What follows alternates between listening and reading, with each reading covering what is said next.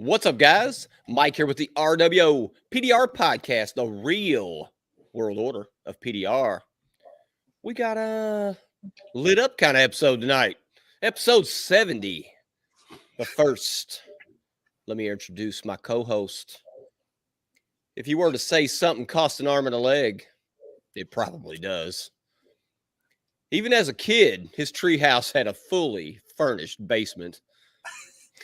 He created realworldpdr.com and has trained many of men and women that are now making a living in our industry. He owns Dent Repair of Lafayette, Indiana. He is my friend and co-host of the RWO PDR podcast. He is the notorious Jim Mitchell, everybody. What's happening? Hey, thank you for throwing and women in there. Because you catch that YouTube comment the other day? Oh, that's what we know what I'm talking about, dog. Oh yeah, no. Fuck that guy. But wait a minute, Jim. We're not done. The one that was talking about Christina? Yes. I caught that. I was like, whoa. yeah, a little shade right there, buddy. That was crazy. Oh, but wait a minute. We got to introduce our guests, which I should have brought y'all in one by one, but I didn't. We got our guest, which we already know because he's sitting right here next to me. He resides from Linder, Texas. He is the Thomas Edison of the mini light in the industry. He is the founder of Elim.com LLC. He is just a cool cat, man. He's Mr. James Lee, everybody. Hi, friends. Welcome to the RWO, Mr. James Lee, for the first time. Finally got you on, man. Yay. What's going on, brother? You know, living the dream, right? Hell yeah. Well, at least we're second. We got the Ginger Bros beat us to you. So yeah, nobody likes those guys. I'm kidding. We love you, man. We love you. I'm unbiased. Yeah. Hey, did anybody notice how hard it is to point at somebody with your camera all reversed? I know. I thought I felt something tickling me down there. All right, Jim, can't make me laugh, everybody. So tonight, I'm going to go ahead and tell everybody, tonight we're not drinking any fancy bourbons or anything. Tonight we are doing Mucinex, guys. DM. I have got a cough. Yo, baby. I know, man. I made it through the intro without coughing, so we're good. Well, I hope everyone had a great Memorial weekend. We just got through that, and yeah. So, but anyway, James and Jim went to Anson several weeks ago, and hope you guys had a good time. I missed the trip, obviously. I was betting on horses and wearing weird clothes and drinking bourbon and smoking cigars. But tell me at the Kentucky Derby. But tell me how Anson was, guys. Go for it, James. You're up. I mean, it's always great at Anson. It's like a mini MTE. I feel like it is with like all the coolest people show up there. So it's like it's smaller, more easy to like have time to talk and communicate. I unfortunately missed my favorite parts, hanging out like at Craig's at the end at his house, like the after party kind of deal. It was the same day as my daughter's prom, so I had to run home and be there for that. But it was cool. We got to display the new light if people didn't make it an MTE to see. I got to talk about Jim get some feedback on the fatty light for some changes we're making. It was cool. And I'll tell you what, I didn't get to play with the light at MTE because it was so busy, and like every 4 steps, you're meeting somebody or whatever, which is great. But you want to do some shit. And man, that thing is freaking cool. Tell me a little bit about this new light, because at MTE I'm also busy and did not get to see it as well. Tell us a little bit about it. So it's our new vacuum form light, which is a smaller, lighter form factor. Instead of doing our injected molded, it's something maybe in the realms of like D&E Pro PDR, but with a limited, creativity and quality and customer support to back it up and put our own touch fucking swagger and swagger. We put a nice little touch on this with some LED capacitive lit buttons that are touch sensitive, rubber molded outer edge that can easily be peeled off to get to the internals and swap the lens, and made almost everything plug and play, so it can be filled addressable even within the vacuum mold body. So we should have these by the end of next month. Our first small batch of parts is coming in to fully assemble them and get them ready for the market. And then we've got a ton of parts on pre-order after that. So I think this first batch is probably going to sell out, but after that, we should be able to keep these things in stock with the amount of supply we're ordering. Question. Yes. All right. So you just said a small batch of parts. I heard those words come out of your freaking mouth just now. Yeah. I was there at Anson when a small batch of like Oh, that wasn't a small batch of parts. That was a full-on order. So I'm talking about parts for just this light. That was parts for every product we make. Some pre-assembled, like lower, some pre-assembled sections, spinal cord, suction cups, bolts, screws, and that was a third. That was a third of our order. So that's one of the things Anson's has provided is they've quadrupled what we normally order. So that so then let's back up. So let's back up for people who don't know. It seems like you have an announcement, and it seems like it should be you that announces it. Okay. Right. So what you tell got me about this Anson connection then. Yeah. So me and Anson have been doing business together for probably right about 10 years. And during that time, we've done a couple products together, like the trifecta, and we've always just worked really well together. So they had approached me and wanted to come together. They felt that we could be of a mutual benefit. They came to me like insanely humble and was like, hey, I don't want to offend you, but we'd like to talk to you about something. And they basically just wanted to take over more control of Elim and Dent. But basically, it's not even really control because I still run everything. But they wanted to take away the things that they could see were holding me back, which is running the entire company and not having enough time to do what I do, is create and develop and improve existing product. So we sat down and we went back and forth a little bit, and we came to a mutually beneficial agreement. And so now we are merged as one big entity. And I would consider it as Anson as like the main core company, and Elim and Dent is like an electronics lighting type of PDR tools division of that company. And this section takes a full team just to run, because it's not like a metal rod, or well tails or this and that, where it's more simple. Not to say there's not awesome designs with those, but those are simpler to make. You throw those out there, you're going to use it till it snaps or breaks or whatever. Electronics, you can have all kinds of different things that go wrong.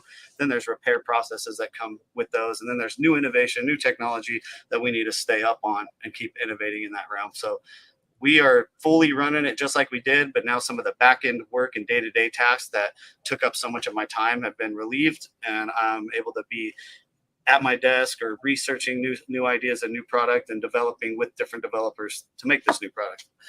And I'll tell you what. So first of all, what couldn't find a better company to team up with. I mean, all those guys.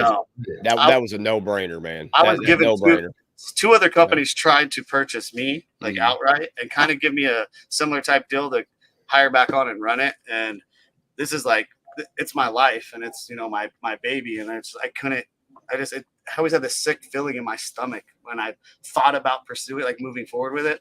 And with Anson, everything just felt smooth. Like they run business like I do. They're family oriented. They care about their customers. They care about their employees.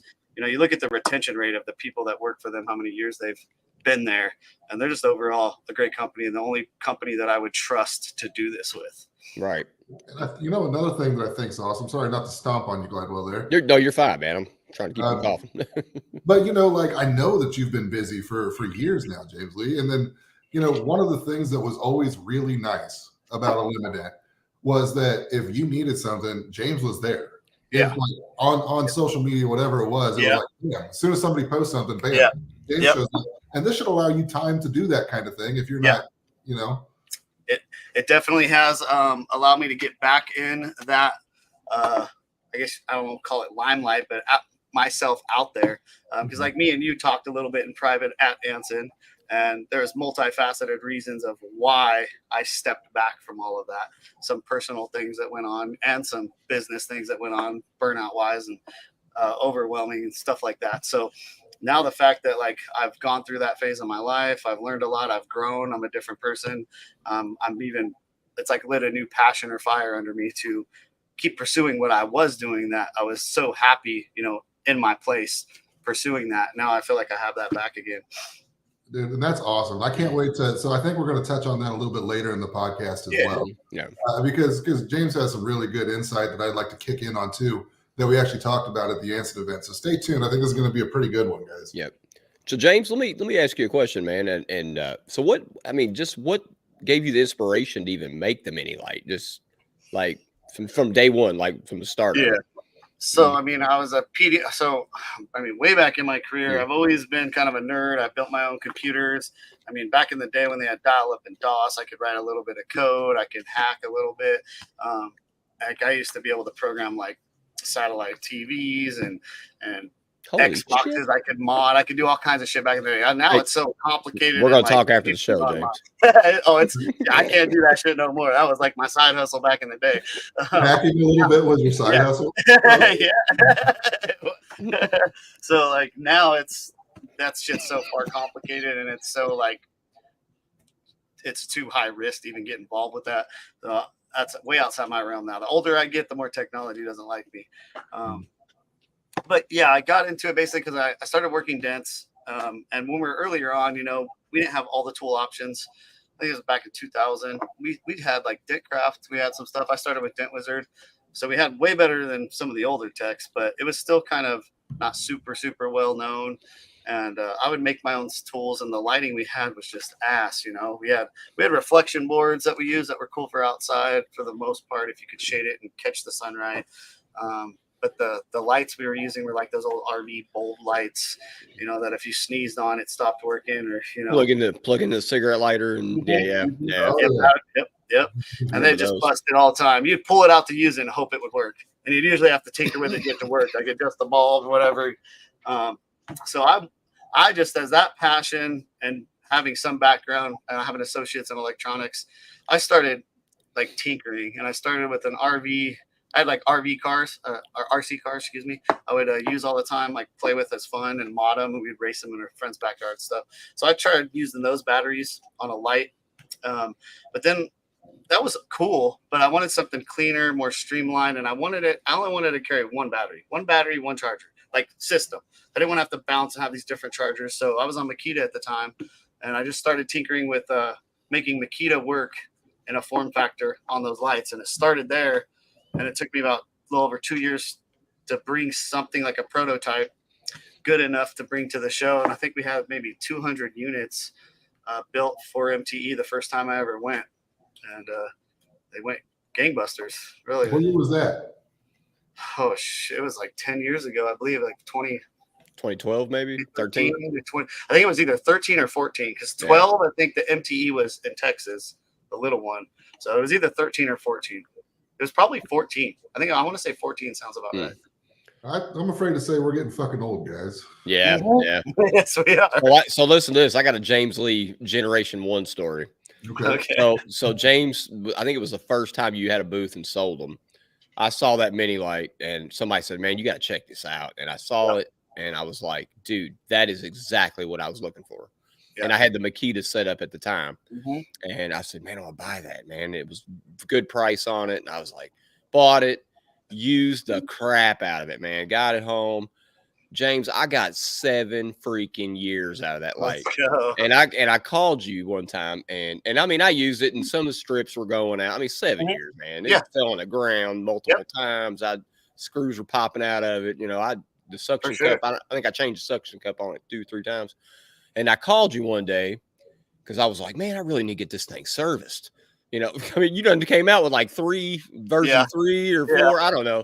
Yeah. And I'm like me and Mr. Cheap Ass, you know, and I'm like, man, I should get a new light, you know. And so I called you up, and you were so nice, man. Super customer service. You're like, hey, man.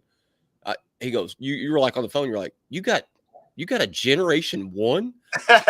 like you got an Optimus Prime Generation 1? Like, it's like, and it was just funny, man, the way you said it. And I was like, yeah, man, but I really like to get the latest one. Yeah. And you were like, well, man, he's like, let me send you some information. It was just funny. You're like, you still have it? And I had like those orange bands that tighten up the thing, and it looked like Frankenstein when I sent it. They had tape around it and shit. Yeah. Dude, I think everybody has that James Lee story. Maybe not as cool as that one. But yeah, I mean, like, I have personally broken, and this is my fault. And I'll call him up and be like, James, this is my fault. This is not a warranty issue. No. Charge me for this shit. Yeah. I think one of the first times we met, I could be mistaken, but I think when I shipped you your first light, the LED strip came loose in the thing or something, right? By the time you received it. something was loose, and I was like, "What is this shit?" No. Well, that's what I was doing. Dent Tools Freak too, and I was like, yeah. I was like, buddy, don't you worry. Like, I'm on top of it. James, is it okay if I ask you, like, what's the weirdest service call you ever got? Is it okay to? I mean, we don't want to badmouth anybody. Yeah, talk I shit. can tell you. Holy, you're talking about Like just some oddball customer service call. Dude. Okay, the weirdest one. This is a customer that I had to ban. Shit. And there's only like 3 on my list. Like, we'll take a lot. But this guy, we sent him a light, and he's like, it doesn't work. So we sent him, like, overnight him another one with the RMA to get this one back. It same thing, doesn't work. So we're like going, what the hell's going on here? Because the one we got back no longer worked, and it was fried. And so we sent him another swap, and we told him, do not use whatever battery you used on that first board. Don't use. So he didn't use it. Light worked fine. He had some weird short that was so shorted in his battery that it bypassed even our short circuit protection. That's how fast it was just shorting out and frying the board. So we even replaced his battery for him. But he was like, he talked so much shit to us and talked shit to my personal employees. He went on this tangent. He's like, do you know what DARPA is? I'm watching you through your TV right now. And he just went off on this crazy tangent. I said, look, bro, I'm sending you a new battery and one more board, so you also have a backup, and then we are not doing service with you. Well, he had his wife place an order, and we had gotten scammed and ripped off for like over $12,000 one year. So we pay for an insurance service that takes a 1% of our order, and they have to pass it through this scan. If it passes their scan, then we can collect the money and take the order, because they'll cover it if they say it's fraud or whatever. Well, his got flagged as fraud.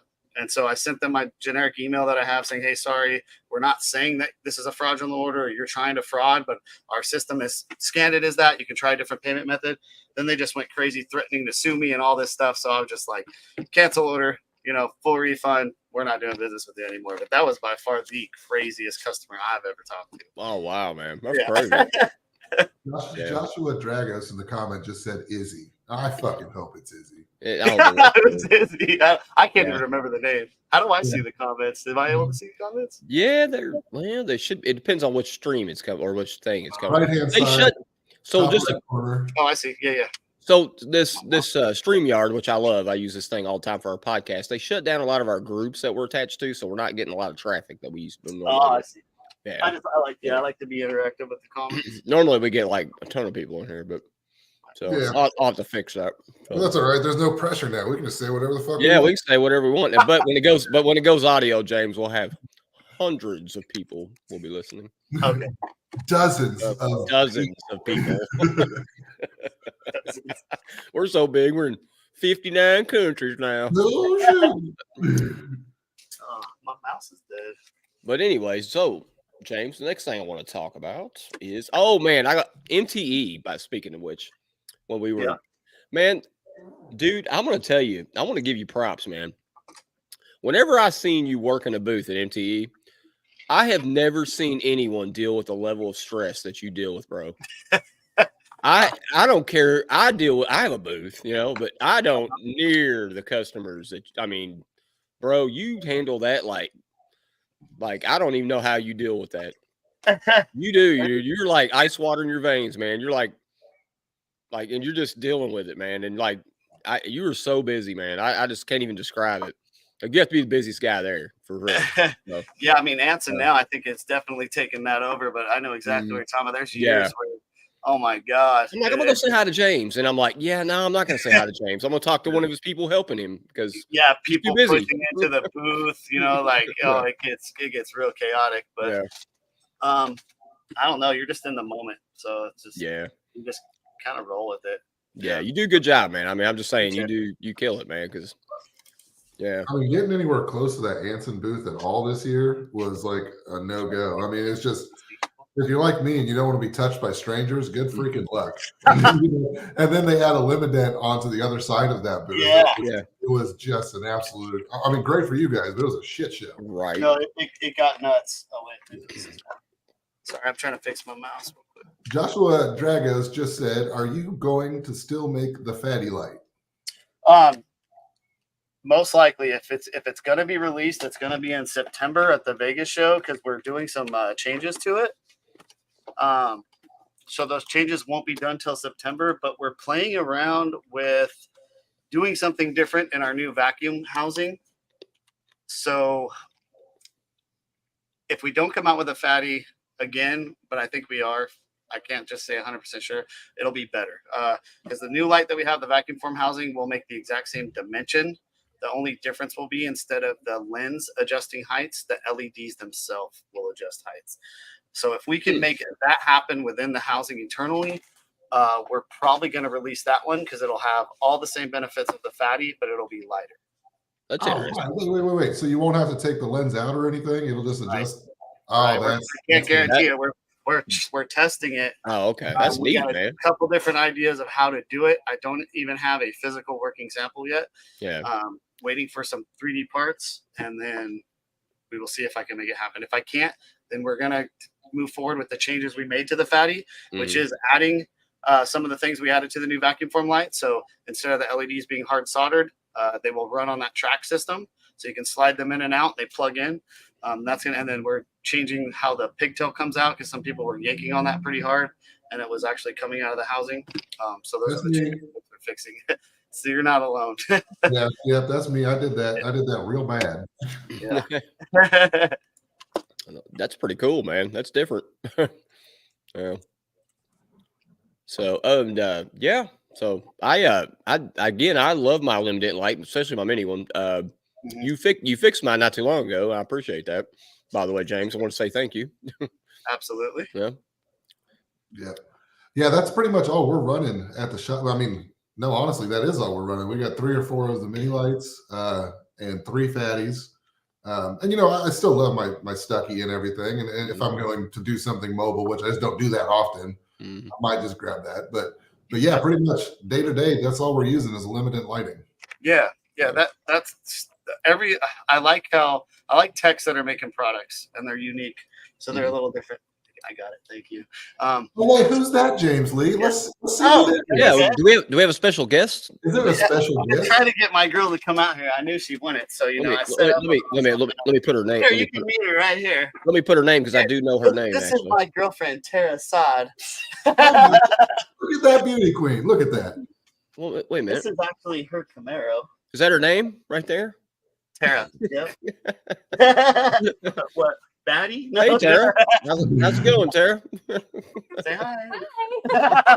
There she is. We got her good. Welcome to the RWO PDR podcast. I told her if she would have come on that this is what I was doing. So here we go. Well, we have 5 stupid questions if she wants to answer any. So she needs to get on 5 stupid questions. That's the best part of this show. Yeah, so you gotta stay till the end. Oh, great. You should pull up a chair. Yeah, I'm good. Yeah, come on. Text me when you're ready. Oh, come on. Cool. So again, you guys went to Anson. Everything was awesome. Y'all had a great conversation. Let's talk about some things y'all touched on. Like you said, you guys had some conversations about mental health and stuff. Yeah, I mean, we talked for a long time because, the same way that I've kind of stepped out of, social media to some extent and being so available. So at James, we started talking about that, and it seems like both of us had gone through some stuff. It's crazy how much we shared. Right, yeah. And it seemed worthwhile to talk about because we're not the only ones that go through that shit. You know what I mean? And if this is a way that I could help a tech that's struggling right now beyond just learning how to fix dents at Real World or whatever, this is some shit that I like to do. This is, to I guess, destigmatize the mental health, depression, whatever it is that people are going through. So, we talked about that some. Yeah. Do you want to share some of your experience, or it doesn't have to be specific? Yeah, I could try to do a short version of it. Basically what we had talked about. I think it might have been brought up, it's good to see you again. I'm seeing you more. Looks like you. I haven't seen you online much for a while, and I was getting that a lot. And I said this is my girlfriend. So before my girlfriend, I was married for almost 25 years, 23 years marriage, and never in a million years would I think that I would have been one that unit would have dissolved. Because I believe in that. But through pretty much alcoholism and some bad things that went on there, she made her choice and it was unreconcilable. But I think it put me in a lot of weird, unknown spaces where I experienced depression and I wasn't myself. And I had to really figure out life again. And my whole life purpose was really just providing for my family. That's what brought me worth and value and purpose and meaning. And so that kind of going away and trying counseling, trying therapy, trying men's groups, trying self-reflection, scripture, past meeting even with my pastor and my own journey. I learned a lot about myself and just that I was a lot weaker than I realized. And I think I needed to experience some of this to become an overall better person and start to actually enjoy life and live life for things that I wanted and that I enjoyed. I guess I learned how to love and forgive myself and forgive others. So forgiving myself was probably the biggest one.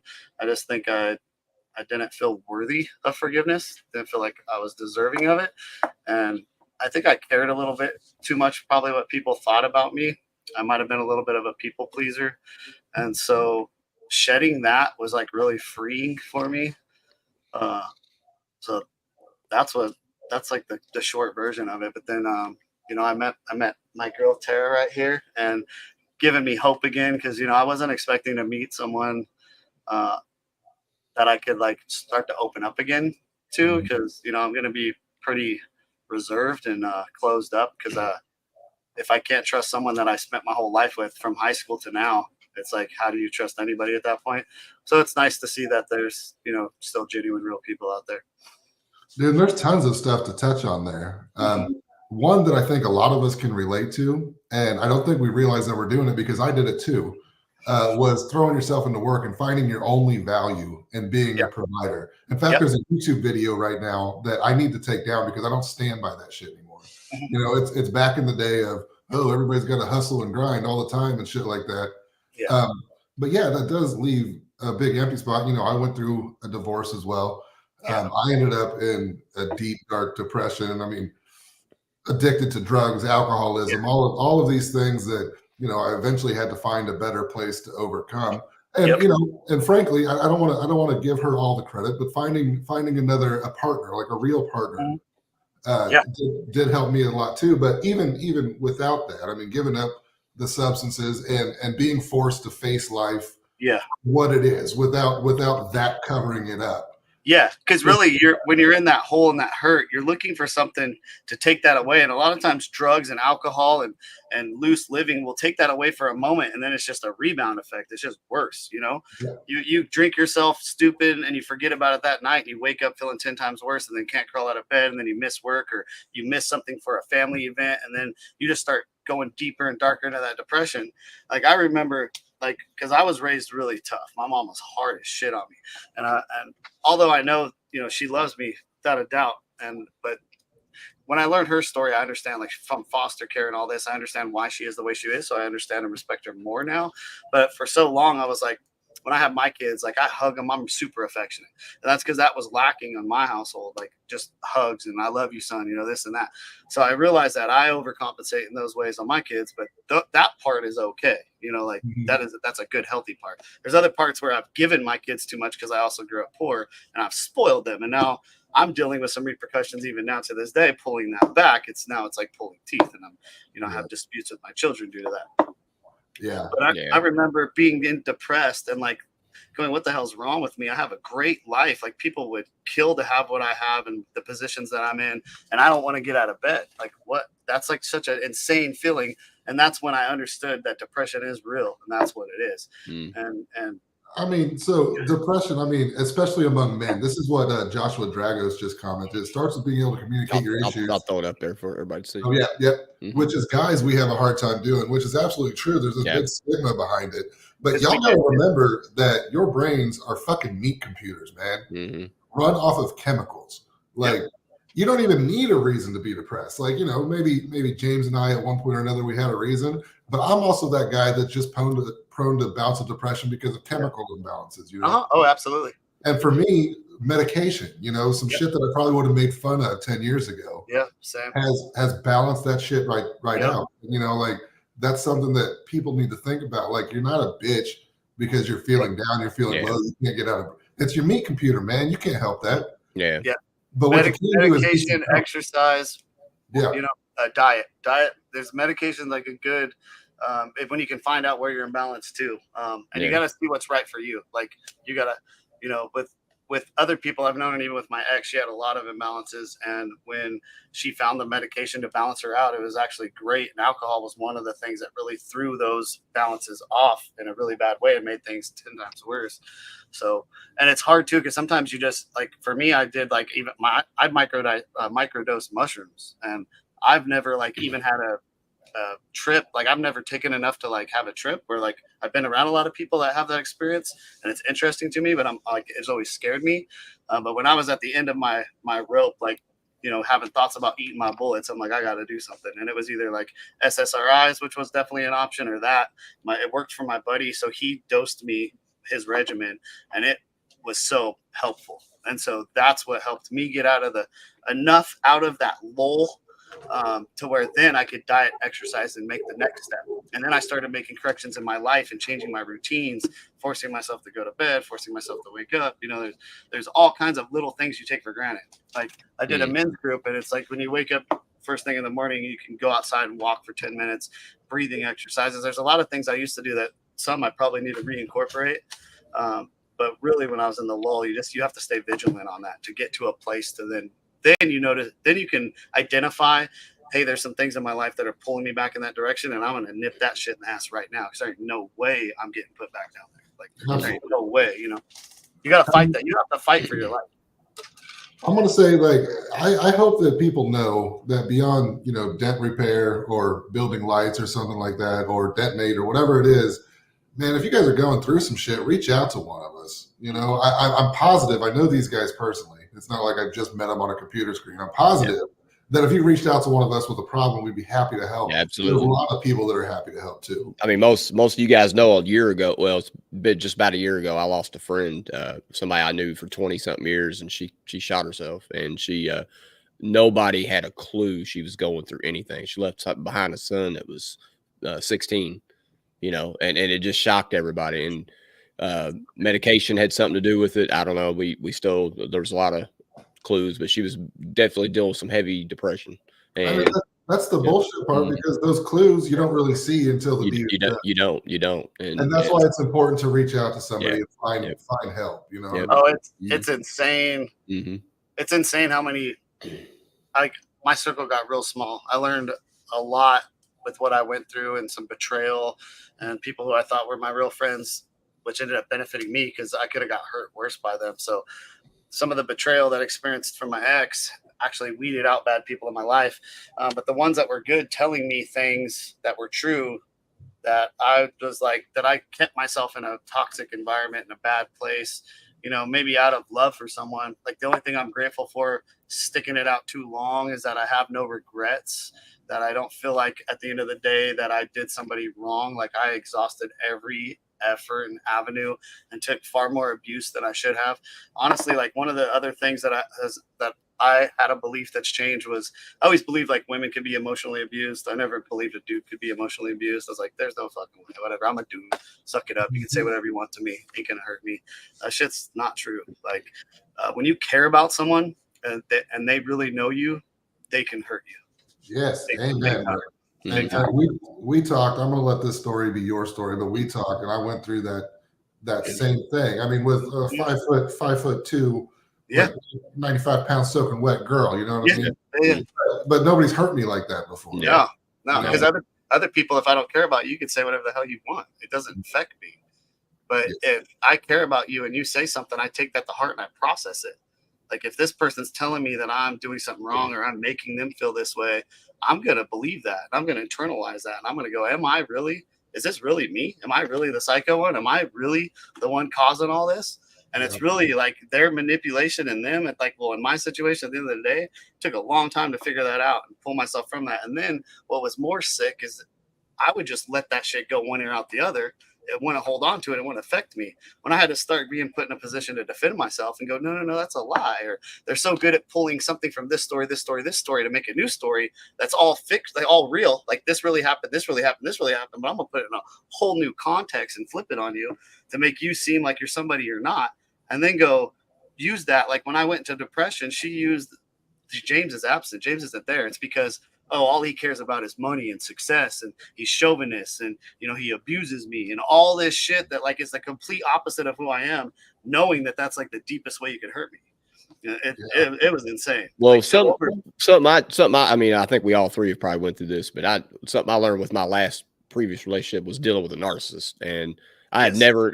Maybe I've dealt with it before, but didn't understand it. But I really dug into what I was dealing with this last time. I said, this was a narcissist. This is what I was dealing with, and it scarred me. It scarred me. I heard that word thrown away all upside of me. Now it's a common thing people say, but now I realize what I was dealing with and what. So I didn't look into that very deeply because it's like whatever. Everyone's having an issue with their relationship. They're a narcissist. This that. So I never looked into it. And then I started researching. I was like, oh shit.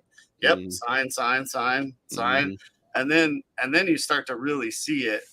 It's weird now when I'm in my mindset now and I can look back on it and go, God, why when I was told this, why didn't I see that then? Why can I reread an old text or something and be like, what the hell? Like all of the information I needed was right there. Right. But in the moment, it was like, no, I saw that person for who I thought they could be or for who they used to be.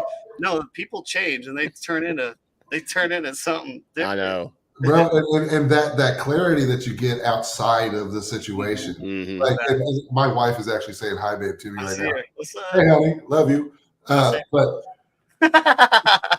whenever you step, hi, girl, she won't say hi. She said hi. But when you step out of that, and then all of a sudden you learn the term gaslighting is actually fucking real. Yeah, it is real. We all made fun of that until you have to answer whatever.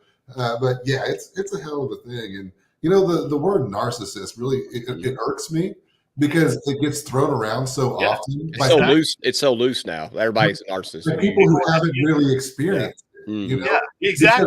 Because when you live with an actual textbook malignant narcissist and you get some space from that person, you fucking know. Like when you get some space, research a little bit, you're like, oh shit, everything they accused me of was a confession. Yes, it's sick. It is gross. It is. They'll believe their own lies. So I live with a bipolar narcissist, borderline personality disorder. And the most narcissists, they don't even know they're narcissists. They don't even know it. Against being a narcissist, they don't know what they are. That's the way they. Yeah. It's pretty sick to see, and like no accountability. They'll always have an excuse or blame someone for their problems. They don't feel empathy. They don't have any. There's no empathy, and that's so. At the end of the day, guys, if you feel like you're going through this, and you're about at the end of your rope, getting ready to swallow a freaking bullet, because that's where I was. Yeah. You know what I mean? And I've talked about this on the podcast, so I don't mind talking about it again. There's my girl. You're a mess. Hey, Terasad. But I had a plan for it after an MTE one year, after an MTE in Vegas, and I actually had basically a breakdown, a panic attack in the middle of Vegas, whatever. Woody Cost was there to help get me through it and shit. But yeah, don't let it get there. Don't let that thought creep in and take hold to you without reaching out for help. Like I'm so glad Woody was there for me during that moment, because I mean the plan was to go home and just take care of shit. You know what I mean? Yeah. And had I not had Woody and one other person, I'd have been. You need at least one person, man. Because my best friend Jay Gearhart, Rockstar Jay, a lot of you know him as, he's gone through it, and we used to play video games together. And he would hear the chaos ensuing with my headset on, and he was my number one support. He's like, "Don't go through this alone, bro." And he would call me and check on me if I got quiet. He would reach out because I want to, we're dudes. We don't want to burden people with our problems, and we feel that way.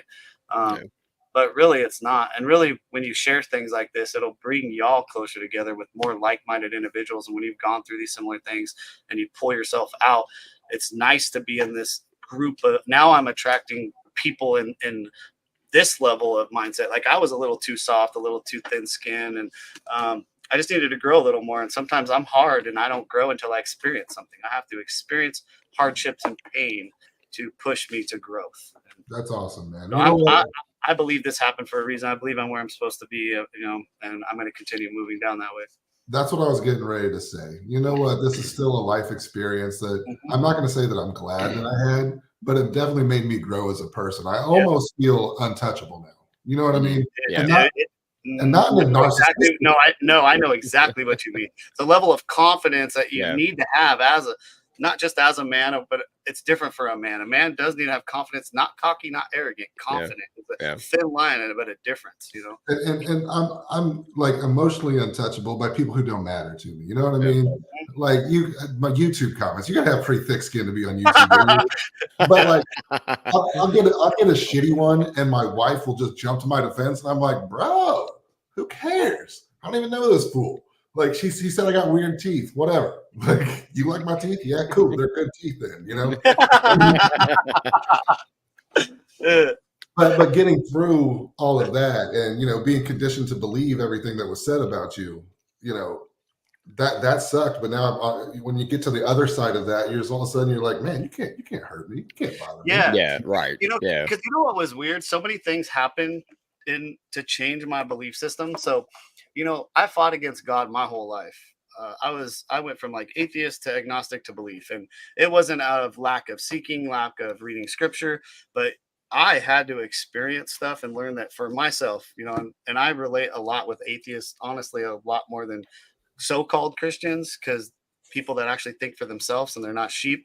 But my whole worldviews got kind of flipped upside down. So I learned to trust the Bible, and I didn't want to go against it. Even when there were sections in it that I couldn't fully understand, I just knew that every time I started to live my life outside this, things would go wrong.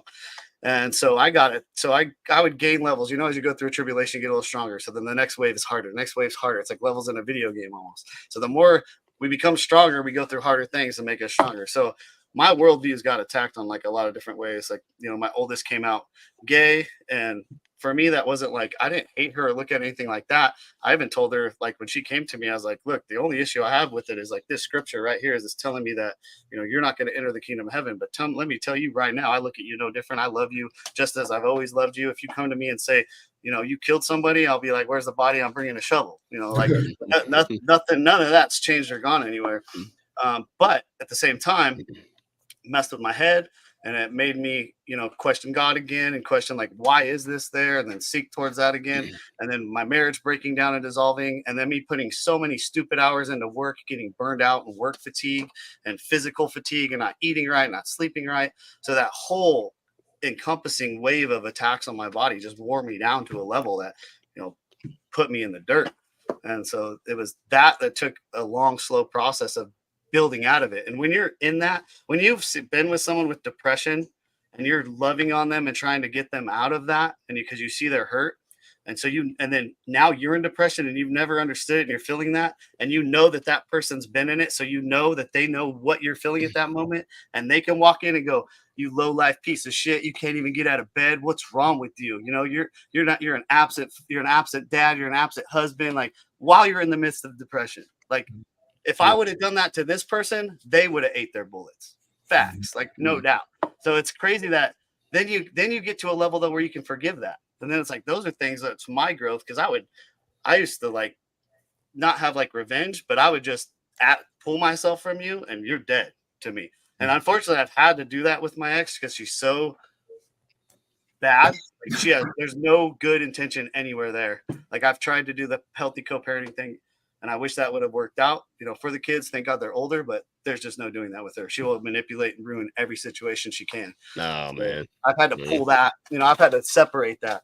But like you said, it just, at the end of the day, it's when you feel with like, it resonates with me when you say you feel untouchable, like emotional level, like I feel like that. Like shit don't bother me like it used to.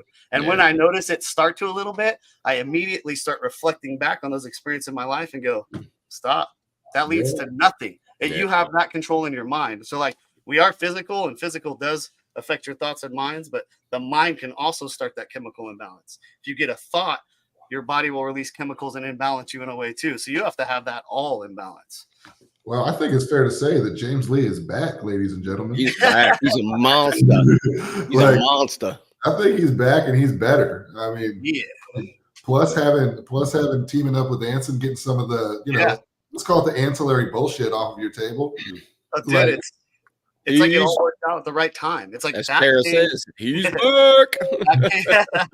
that came into play. Like everything just worked out. Like it lined up. And so I'm excited for the future. Dude, I'm so glad to hear it from you. And I know that I told you that in person at Anson as well. But just hearing your testimony like that and being able to relate to you like we did. Yeah.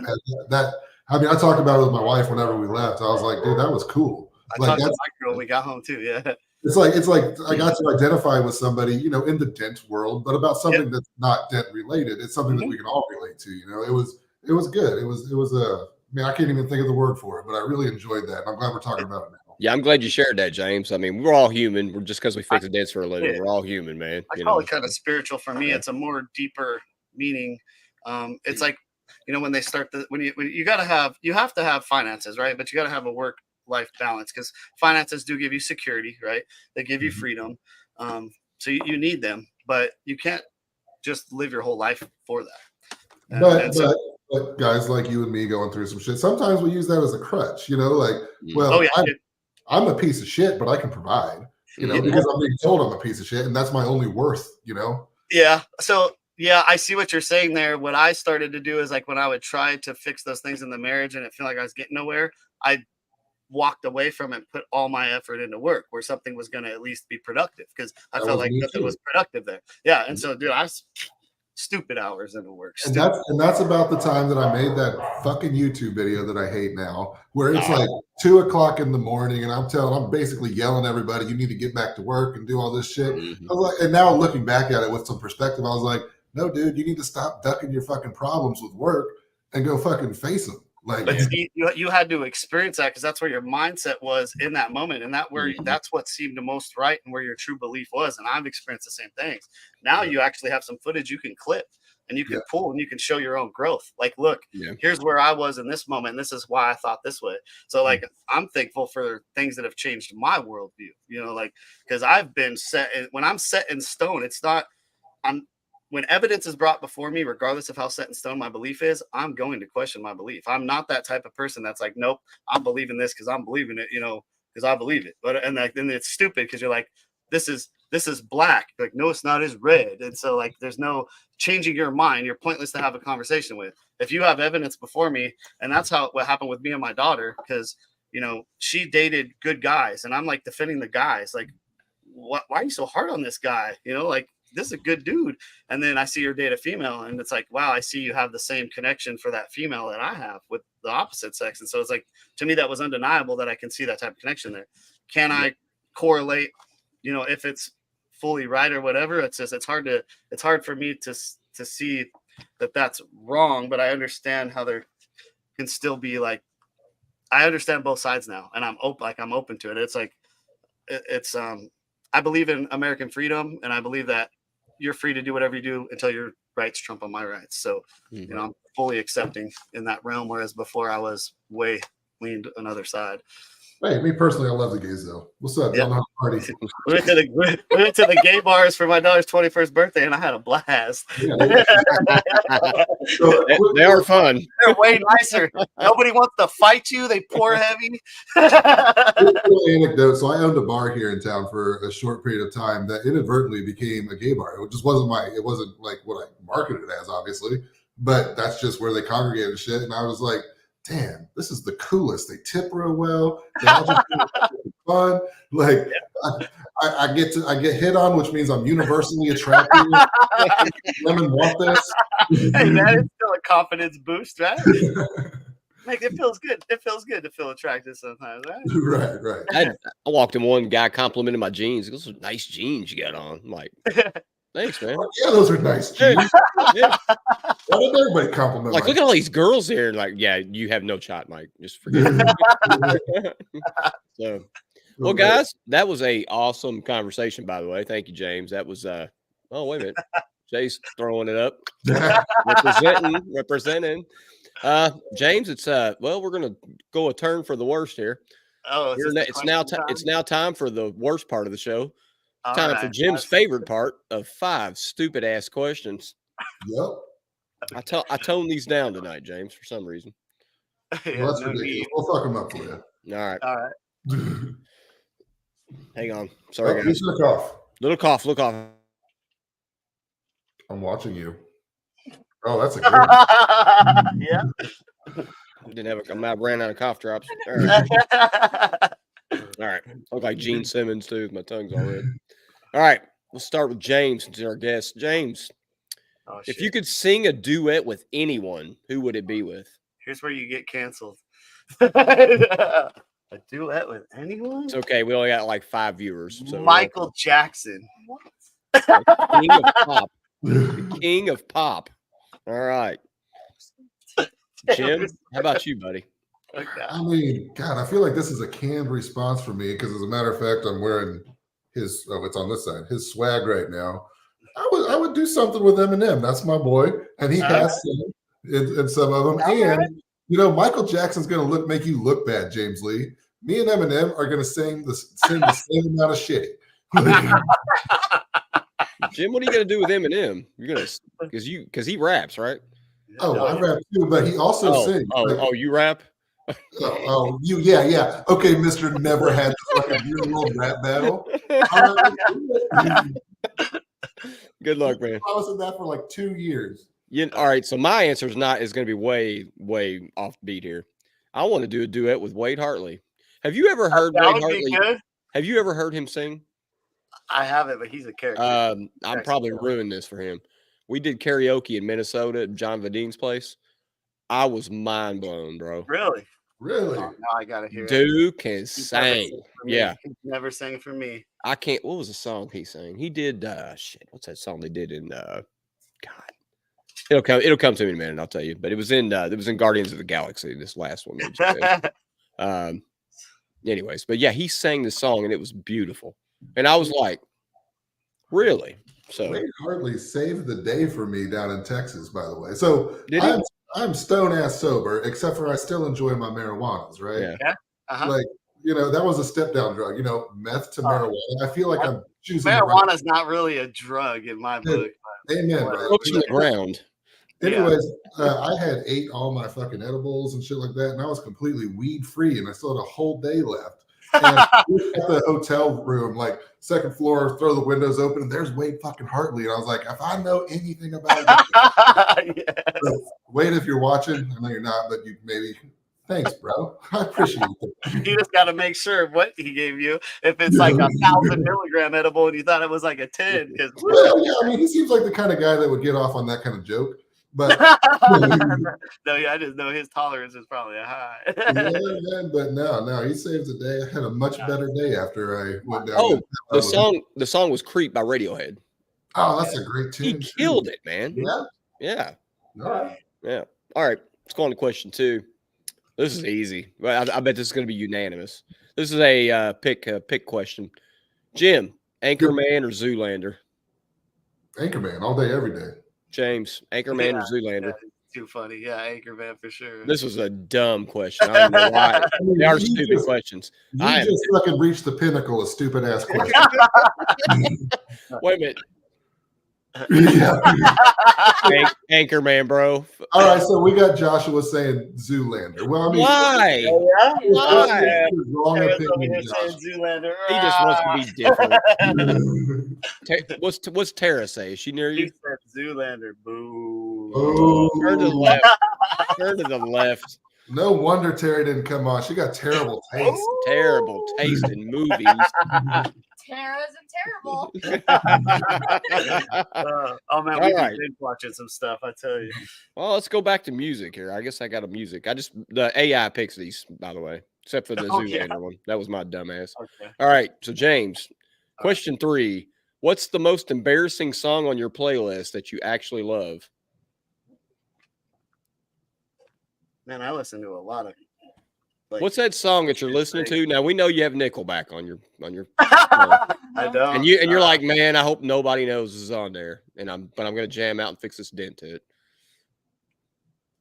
Man, that's the kind of songs we're talking about. How about tiptoeing in my Jordans?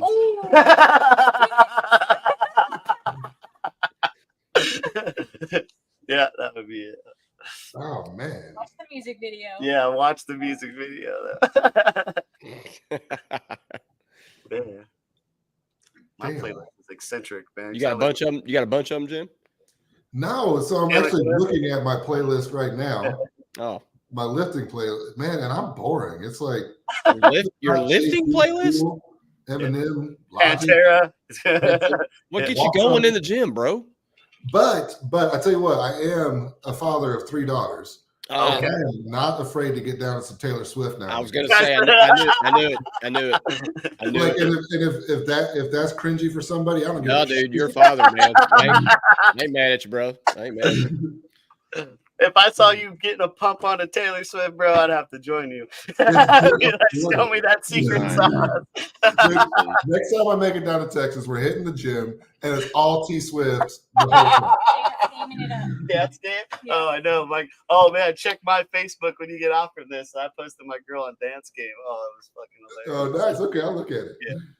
What about you, Gladwell? Well, I'm about to embarrass myself on this podcast. I actually listen to Coldplay. I love Coldplay.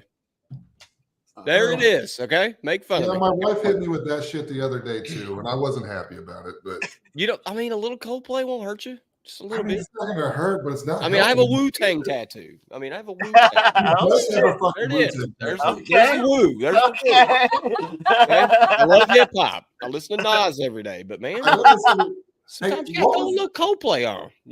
So Wu-Tang, same era. What was that 3-6 Mafia album that was so fucking good? Tear the club up. Tear the club up. That's I saw a meme about that the other day, and I forgot the album existed, and I was like, "Oh shit, that was fire as fuck!" Like, I ain't heard 3-6 in a long time, man. It's crazy how music could just bring back like a whole memory, a whole stream, right? Yeah. Joshua Dragos has something he wants to say.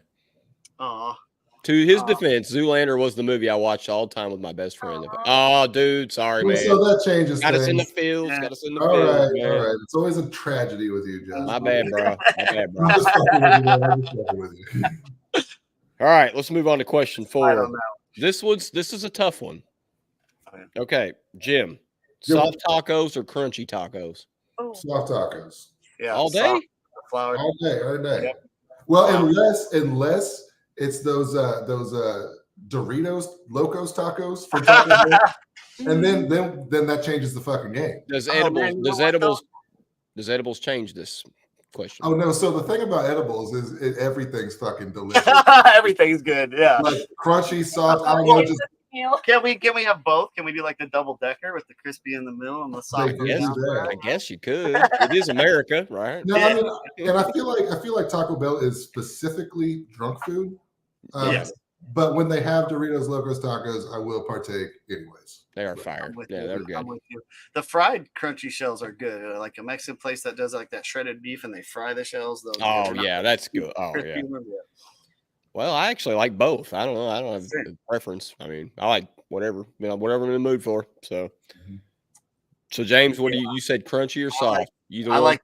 I'm with Joshua on that. I agree with him. Yeah. Let's see, what do you say? The fried ones, yep. Oh, the fried ones, yeah. Yeah. I'm with that. Okay. All right. Man, but like breakfast tacos, flour, soft, those are, it's hard. That's a hard. How do you pick that? I mean, they're both right? I know, right? Yeah. I mean, there's a place for both of them. I'll flip a coin on that one. All right, guys. What you decide? Yeah, I'm kind of either or. I mean, I like crunchy, but I can a soft taco, whatever. I'll eat whatever. Depends on how late at night it is and what bar I left, Yeah. So. All right, question 5. James, do you have a favorite coffee mug? And if so, what is on it? I'm actually going to grab mine. Grab mine really quick. I'll be right back. Oh, man, where is it, babe? She's going to go grab it. Yes, I have a favorite coffee mug. Well, and wait, did you say what's on it? Was that the other part of the question? I think that was the thing. Okay. She's running. Is she getting it? I mean, we could wait. It'll be like 2 seconds. If you guys want to answer, it'll be done. Go for it. I'll show mine off. Jim, do you have one to show off? Yeah, mine's really fucking cute. So here it is. All right. So most people know that I had a heart attack a few years back, whatever it is now. And shortly after, Hudson Tansey sent me a mug that more or less had the Real World logo on it by accident. Just somebody else had a crown on it. Oh. And so that is probably my favorite because it's just like, oh shit, people are fucking thinking about me after I tried to die. Like, so that's it. I don't even really drink coffee like that, but if I had a favorite mug, it came from Hudson. And Tansy is a gourmet coffee fool. Like, oh my god, when he was here, so he actually came. I didn't know that. Huh? I didn't know that. Coffee. He came here and stayed with me for like a few 4 or 5 days, whatever, after the heart attack. Okay. I don't really remember how long it was because those heart attack drugs are, you know. but freaking, my wife took him to get coffee, and he was asking all these questions to this coffee maker person, and then he was super disappointed when my wife was like, "No, we gotta go," because he was like, "No, you have to enjoy it in this glass fucking thing or whatever." Yeah. There's a whole story behind it. She's like, "What the fuck is this?" Like, but okay. For sure. No, he does like his gourmet coffee. He does. I didn't know that. Huh? And yours? You look disappointed, Glidewell. You look mad at him. No. Dog Dad, let's go. That's how we're rolling these days. We're heavy dog users. So these are mine, and we're actually going to donate this one. Me and my girl both have one, so this is our Bless Up movement, right? So yeah. That is cool, man. This one has the Sunshine Kids ride. So the kid that we get to drive in our car to the Capitol, we're giving this to them. Nice, man. Cool deal. Yes, and this is my girl's. So she's like Lady Truck Gang. Well, she's got a badass 2007 Silverado with the LS3 cat eye. Yeah. Oh yeah. Awesome. Very cool. Hey, but can we touch on Bless Up real quick? Yeah. I was going to ask you about that. So now that this is another thing that I'm trying to do now, like, if anyone known me, I've always gone by Bless Up, and I've always like tagged it, put it out there. It's always something I've done on the side private. It's just been small, where we, randomly do acts of kindness, where we pay for someone's meal, or just lots of just random acts of kindness we do. So I'm trying to start it as a nonprofit and make like a movement out of it, where we can share videos of what we're doing, and then maybe even get some help with contributions. So other people that want to help be a part of the cause can donate a little, and then they'll be able to see where their money's going, because we'll do a cause, whether it's, help a homeless or help someone in need, or just random acts when we feel called to do it. Like, we'll just feel like sometimes you're put in a place where you just see something and like your heart's pulled towards someone. You kind of get a feeling there. You see something going on, and you kind of just put yourself in that situation. And it's crazy how you'll randomly help someone out, and they'll start to share their story with you and what's going on with them, and how you were just like a blessing at the right time that they needed. Bro, that's really cool, man. That's so cool. I was wondering. I see you always advertising that. I just didn't know. I didn't know what that was. That's so cool. Oh. That shit gets me going. So I'm not even going to tell the story, but I was able to do that for somebody just the other day. I feel like if you tell the story, it kind of cheapens it. Like, so something. It's kind of like, so my belief on that is like, you've already gotten your reward. So if you do that, then your reward is getting the praise for doing that, and you feel good about it, right? So like doing it and stepping out of it, like paying for a meal and not letting the server tell them who it was, and walk away, or give a nice tip and a note on the receipt for a server and walk away before they see it. That's what I consider a small token of building treasures in heaven, where it can't be destroyed, versus on earth. But I'm with you on that. Like, I had the opportunity the other day, and it made me feel good. The only person I did is I called my wife and I let her know, like, it was, because I was like beaming, like, man, I was able to help somebody. They didn't even know that shit. You share everything with your partner. That's like the amazing thing about the relationship, right? You share everything together. Yeah. So that's cool. I love that. I love what you guys are doing. But see, now, so like, I agree with you, and you kind of lose some of your reward. And so when I was getting big on social media, not I was getting big when I was putting my time out there. Oh, that's cool. That's who made the cups for us. When I was putting myself on social media, I had got tired of seeing all the negativity on my feed. It's another reason why I was stepping away from social media. It's just so much nonsense on there. And so I was trying to push it, going, hey, everyone, share a little something like this. Our slogan is stay humble, be kind, spread love, pay it forward. Unless you're in the drive-through, pay it backwards. Yeah. So I would make a little snippet of all these little things we were doing. And I made a note, like, on Facebook when I was doing it. I was like, look, I'm not trying to do this to be boastful, to show off, or get anything like that. I actually mentioned what you said. I feel like I lose, you lose a little bit in the meaning, but I just want to show a little bit of positivity out there. And I would like other people to share it their experience too. So my wall and our walls can have some positive hits here and there between all this negative shit. And I got blasted and attacked, and people were telling me, don't let your left hand do what your right hand's doing, and negative hit. And I made another post like, man, you really need to check your heart and check yourself if you're seeing an issue with doing good. Like something's wrong in your life if you're attacking that. Because obviously there's something in you that is wrong and you're feeling bad about yourself. And that's a reminder. You may have seen a situation where you could have helped someone and you were selfish, or you didn't help someone when you could and had the opportunity, and you saw how bad their life went or something, or you feel guilty for something that maybe you're not even guilty for, but sometimes that happens. You could lose a friend and feel like you weren't there for them or didn't save them or whatever. So many things. I can't even begin to fasten them, but all I know is when I see something good like that, it tears me up or makes me emotional. I'm like, that's awesome. I don't go, oh, you're a piece of shit for showing a video of giving some homeless guy money, Right. Like what you touched on, the only person that would say shit is somebody whose life sucks anyways. Yes. And you know what? And with negativity, and I get my fair share. I mean, I'm in the public eye to some extent. It's just like I'm starting to ask myself, like, what's going on with you? Are you okay? Yeah. Like there's something. They're not. It's like I almost feel like empathy for them now. Like the only reason you attack me like that is you had something going on that's weighing on you. Yep. Like so you're a reflection of something that is casting a light on what they don't want people to see, or they want to be that part of them, but something is bitter or resentful in them and they're stuck in that themselves. That's one thing that I was real worried about. I used to be real hard in the sense of I wouldn't let anybody in, and I'd harden my heart. And going through this divorce, I was real scared I was going to harden my heart to everybody and not let anybody in again. Now, it protects you and stops you from getting hurt, but man, it prevents you from experiencing a lot of joy and a lot of good things as well. So I'm really happy with one of my growths is that I've been able to selectively harden my heart, whereas before it was on or off. It was open or closed. Yeah. Yep. For sure. You know what? Raise some daughters too. If you want to get in touch with raise some freaking daughters. They'll soften you up for sure. Boy. Oh, there he goes again. Poor guy, man. We might have to call this before he dies on us. Yeah, man. I'm not gonna sit here contaminated. Will. Maybe he's drinking contaminated Fiji water, and I didn't even know about. He's about. I'm good. No, man. I've been. It's been rough. About 12 days so far. So. I'll tell you what. This has been one of my favorite podcasts, guys. I know, man. This is a great show, man. Awesome. Yeah. Man, thank you for coming on, James. Thanks for having me. Yeah, James. We really appreciate having you on, man. That was a great episode. So. Yeah. Well, I guess we'll end it. We're way past the hour mark. And Jim's got to get to his driving contest. Oh yeah. Let's go. Stream that. I've got to get to bed. For sure.